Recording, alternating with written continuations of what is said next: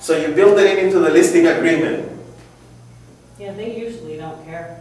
They usually don't care because they're gonna get zero. So on the listing agreement, you can put price reduction every week, and you put 3% price reduction every week if you want to use a percentage, or 3 to 5%, and then that will give you the liberty. Yeah, I should Or just $5,000. say price reductions at the discretion of the agent.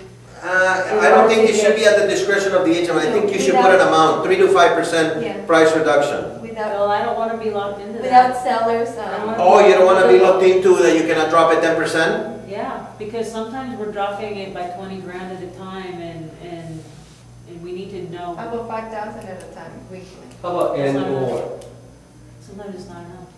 But there should be something in there that says agent. Yeah, but then the agent is looking just for their own commission, and that's the part as a realtor. It is not. And these things, not on a short sale. I'll be lucky if I get a commission out of a lot of these things. You're not getting commissions with the rest?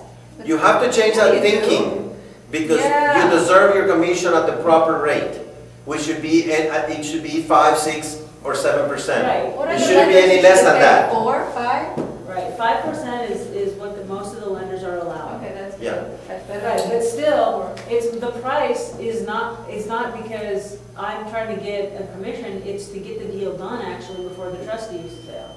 Yeah. So, Okay. I mean, it can't really be argued that I'm just trying to get a commission, I'm just trying to negotiate with the lender.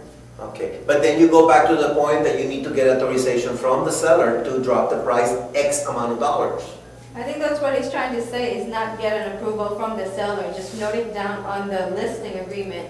You know, it's gonna be, any kind of adjustment it's without any seller's approval.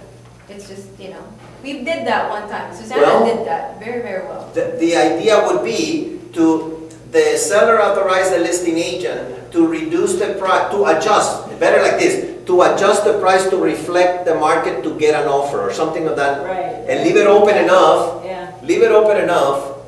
So that I can't be accused So of you cannot be arbitrarily set the price so low. Yeah. Right. So the bank will control that anyway. I know. And put it subject to the bank's approval. All these price reductions are subject to bank's approval anyway. That's where there's that stopgap of the lender who's going to hire their own professionals to protect the price of the property. So that's why it's not complete liability. It's only what the lender will accept. Yeah. And usually they're not going to accept more than 10% less than market value. So your actions are justified by the fact that you were looking for to get an offer. Right. Okay, that is still subject to the bank approval, because the bank can disapprove even if you have an offer. Right. Even if it is a cash offer. They might say no. They might say totally no. Yeah. And they have done that, right? And they decide to go all the way to the foreclosure. They have their own reasonings to do that, because not everyone will accept a short pay. Okay, so that's one of the things. The condition of the home. You should be able to have a home in good condition, and some of these short pay people don't even keep up their house. They don't keep up the payment. They don't keep up the house. You got a fixer, a short sale approval, and you got a lot of factors. So it becomes a fixer. And subject to short sale approval. Both those together, you really have to price it really competitively. You got to price it. Even have anyone give it a second thought. And how about showing the house? You know, because it says showing access. Make sure that the property is showable almost at any time. Go direct. There gotta be a lockbox on there. You know, it's like some of them they live there and they make appointments, huh? Yeah, a lot of them are there a lot, and otherwise, what I'm finding on the reciprocals, it's better to put a combo lock, because there's enough people that are coming from other boards that don't have a Supra for that particular area, so then I've got to drive over to the valley, and that's stupid, when I could just, or let's say Antelope Valley. There's a lot of people from here going up there going, I want to show a buyer up here, but I don't have a Supra, and I'm all thinking that the Supra is so great. Just make sure they call you first. I think it's the combo. The combo boxes are better in general when we're doing reciprocals. right, but there's always the issue that anybody can go into the house, and the Supra do keep control of who walks into the house or not. Yeah, see, that's the issue. I mean, it's recorded. as when I started, I mean, most of you came into the business in the, you know, in the late 1990, whatever, or 2000. They changed the code. Back 10 years ago, 15 years ago, there was, every board of realtors had their own lockbox system. And that you needed to be a member of 20 boards in order to have keys for, you know, you wanted to show a house in Covina, you needed the East Side key. If you wanted to show a house in Los Angeles, you needed the Los Angeles key. I mean, it was a mess. Now, at least ours, you can use it in the entire MRMLS area, which is you know, a lot of boards of realtors together. And then the San Fernando uses the same key, you just need to pay and update it. It's like $30 or something a month. Right? You know, but I'm saying having a lockbox on there that's just coded for that local is kind of a hassle. Yeah. Then what you could do is put 2, you know, and then only the people that are going to be there. Why would you put 2? Put one regular Supra and one lockbox. Make sure they call. And And make sure that you control who Yeah. has the code. Yeah, because the thing is, the last 2 listings, the Darla and the Casa, they changed the code on the combo. I couldn't even open it myself. So I have to put a regular Supra in there. Or somebody taking the key and you don't know who took the key. They do that, like agents that doesn't want people to go in because they really love it. They just, you know. There's a good thing and a bad thing too. Good and bads, okay?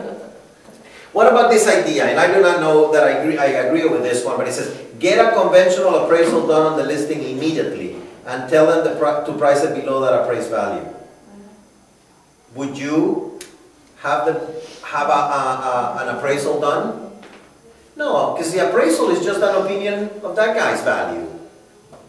And I'm pretty sure that in days when the market is hot, appraisals are swayed to say, yeah, the property is worth more money. In today's market, appraisals are really very, very conservative.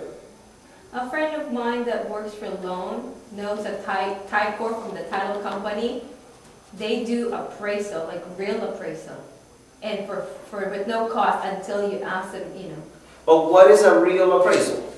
It's an opinion of value. Could be because different appraisals to buy a house, they're different to sell a house, they're different to get a loan. Or refi. A refinancing appraisal will come up at different value. It's for the lender too. Exactly. There's It's a difference always on a higher. lender. Lender likes it high, you know, higher. Well, but in today's day, do you think the lender wants it higher? Or in today's day, you think the lender wants it lower? It depends. It depends. How much they want How the much they business. want. Well, Right? is this even legal, what it says here? What? Tell them to price it below appraised value?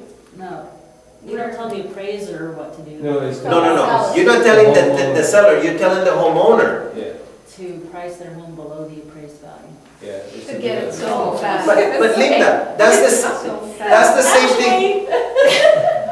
Basically, the way we appraise it is comparable. Okay, some of you ladies have diamond rings, right? And some of you might have said, okay, some of you, I didn't say everybody has one, but you know, the boyfriend goes out and buy one expensive one, right? And the store gives him a certificate of value that it says double the price of what it is, right?